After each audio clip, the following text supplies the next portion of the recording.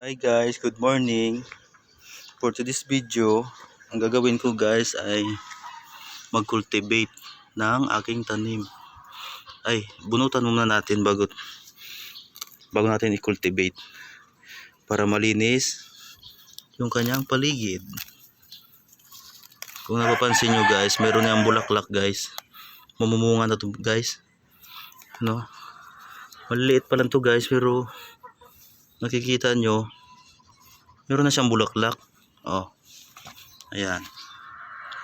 Kaya kailangan natin tong linisan, damuhan ang paligid para mas lalong maging malusog ang ating tanim bago natin i-cultivate. Ayan. Ngayon ko lang siya ulit na bunutan ng damo kasi nga mahaba yung pang-araw ko na duty. Ngayon lang ako ulit nagka-time. Pag ganyan guys, pwede mo na cultivate yan kasi malinis na yung paligid niya. Ayan o. Siling haba to guys, yung panghalo sa mga sinigang. Ayan o. Ito naman guys, meron isang magkasing laki lang sila to dati. So nadaanan siya ng langgam na putol. Kaya lumiit siya pero nabuhay naman siya ulit. Oh. Tingnan niyo, may bulaklak na rin. Ayan.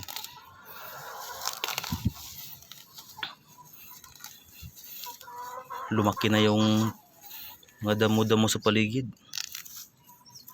Kaya kailangan nating damuhan.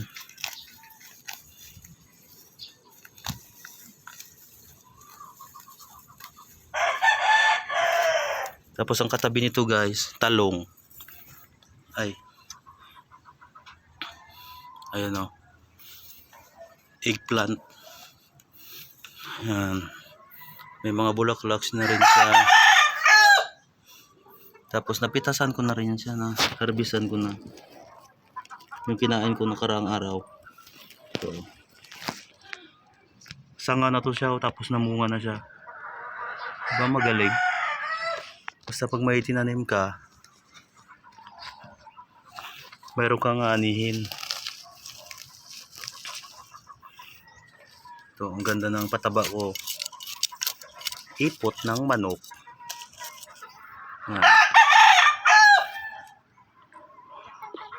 Balik ako dito guys para cultivatein nga itong mga aking siling haba. Ayan. Pagkatapos mo cultivatein, tiligan mo na. Kasi ito, kung napapansin nyo, tuyo na. Okay na yan guys. Dito na naman sa kabila.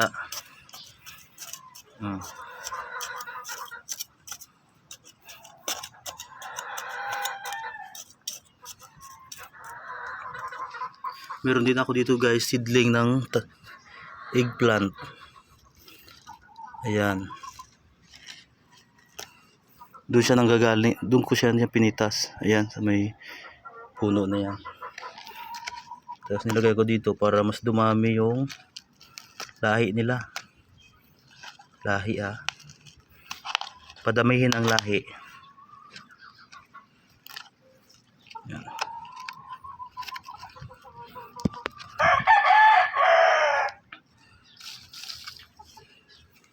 Ayan na guys oh. Kuminhawa na yung paligid niya kasi nabunutan na natin ng damo. Ayan, ayan oh. Dito guys, meron din ako sa kabila. Ganon din.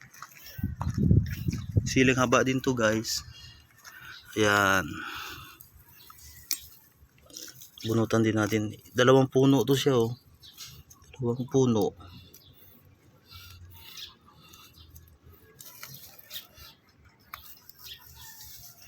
Cultivate din natin.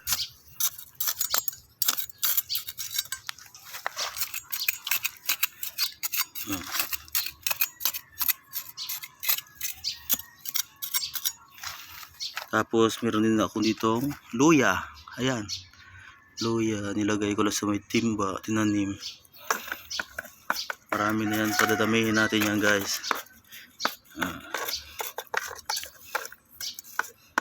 Ito lang yung mga pananim ko sa gilid-gilid ng aking bahay.